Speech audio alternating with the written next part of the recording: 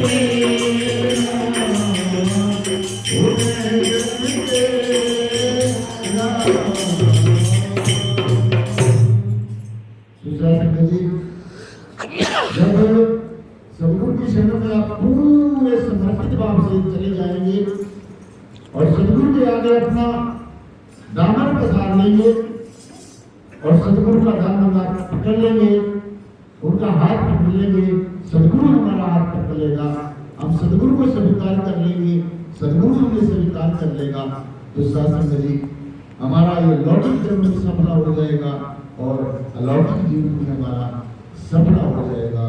इसलिए हमारे जीवन में एक ऐसे ब्रह्म ज्ञान तत्वदर्शी ऐसे सदगुरु का होना जरूरी है जो हमें वो तत्व ज्ञान दे, जिसको ज्ञान को प्राप्त करने के कुछ प्राप्त करने की जरूरत न रहे, वो हमें ऐसी तत्व दृष्टि दे।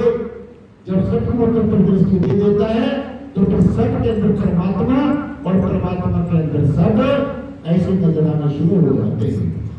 अब तो हम अपने आप को अलग समझ रहे हैं, परमात्मा को अलग समझ रहे हैं, गुरु को अलग समझ रहे हैं, संसार को अलग समझ रहे हैं, तो ये जो अलगाववाद है, जो हम अलग अलग समझ रहे हैं, फिर ये समाप्त हो जाएगा। जैसे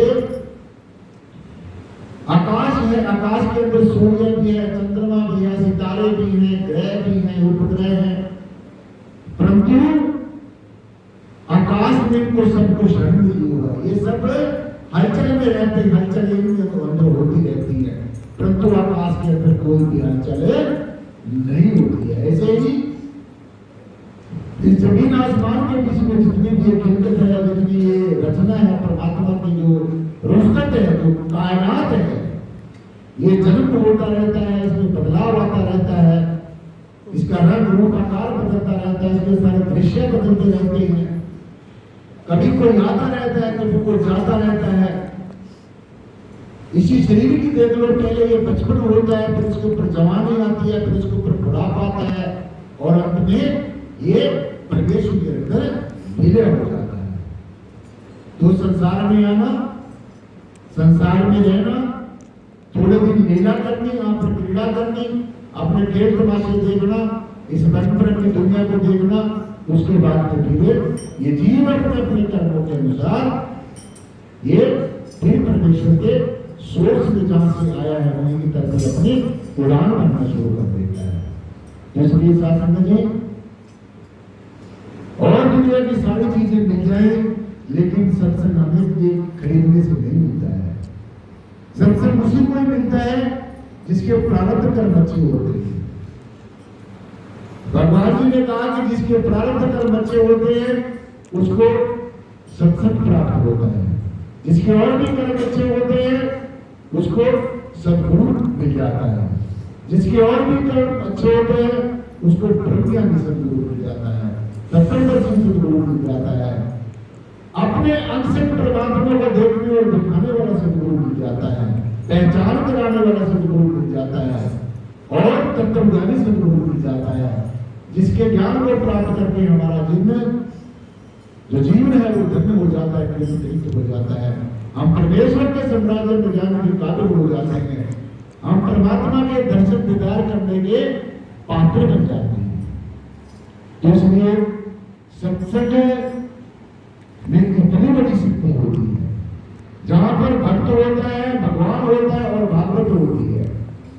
जहां पर भक्त होता है वहां पर भगवान होता है, और जहां पर भक्त और भगवान होते हैं वहां पर भागवत होती है, ये ज्ञान चर्चा होती है, ये सत्संग की चर्चा होती है, सदगुरु की लीला की चर्चा होती है, परमेश्वर के गुणों का बखान किया जाता है। तो जहां पर शासन परमेश्वर के गुणों का बखान हो, जहां पर सदगुरु के द्वारा रचित जो पावन अमृतमयी जो वाणी है उसका गुणगान हो, तो वहां पर नीचे ही हमारे जीवन की जो है दशा भी बदल जाती है और दिशा भी बदल जाती है। इसलिए वाणी गुरु, गुरु वाणी, बीच वाणी अमृत सारे।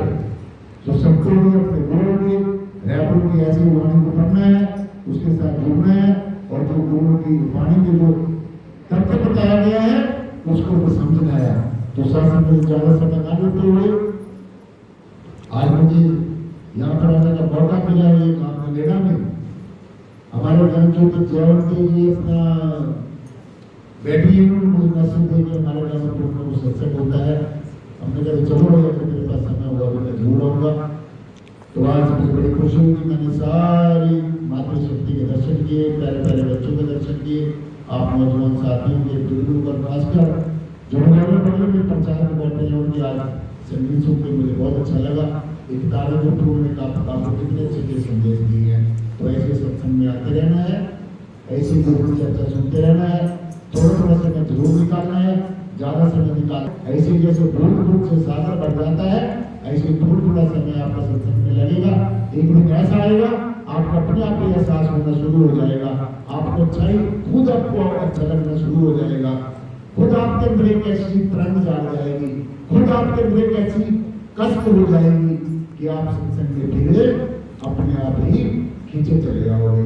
सत्संग मिल रही है मानो जैसे मधु मदिरा, जैसे मधुमक्खियां मिलकर रहती हैं, जैसे आप लोग बैठे हैं वो जो मधुमक्खियों को उदाहरण दिया है कि ऐसे मिलकर बैठना है। सभी अपने जो गिले सीखने हैं उनको जैसे भी हम गुरु की शरण में आगे उनको सबको मन मुटाव को भूल कर बैठना है और परमेश्वर की लीला गानी है, गुरु जी की वाणी के साथ जुड़ना है और भजन और सुमरन ऐसे करते जाना है, अपने जीवन को पूर्ण करना है। तो मौका मिलेगा तो ज्यादा विचार करेंगे। आज के लिए इतनी बेनती से विचार करना। जो बोले श्री गुरुदास जी महाराज की जय। जो बोले श्री गुरुदास जी महाराज की जय। प्यार से